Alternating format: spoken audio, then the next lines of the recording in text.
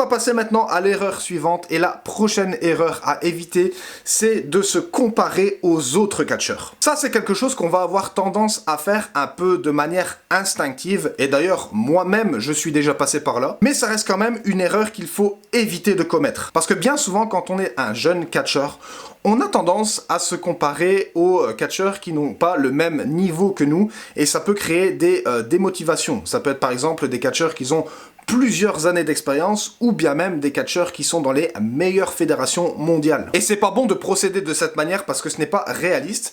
Et attention, je ne dis pas qu'il ne faut pas s'inspirer de quelqu'un, mais se comparer, c'est quelque chose de différent. Parce que dis-toi que les catcheurs avec qui tu vas te comparer, c'est des catcheurs qui sont déjà passés par plusieurs étapes dans leur carrière et qui ont aussi beaucoup plus d'années d'expérience que toi. C'est pas quelque chose de comparable si toi, admettons, tu as eu seulement une dizaine de combats. Chacun évolue à son propre rythme. L'important, c'est que tu te concentres sur tes propres progrès. Au lieu de te comparer aux autres, fixe-toi des objectifs que tu veux atteindre ou même des erreurs que tu as envie de corriger et concentre-toi uniquement sur ça. Se comparer aux autres, ça peut vraiment freiner ton apprentissage parce que l'attention que tu vas porter sur les autres catcheurs, c'est de l'attention que tu vas perdre pour toi-même. Chaque catcheur vont avoir un chemin différent et la chose importante dans ce point-ci, c'est de devenir la meilleure version du catcheur que tu aimerais devenir.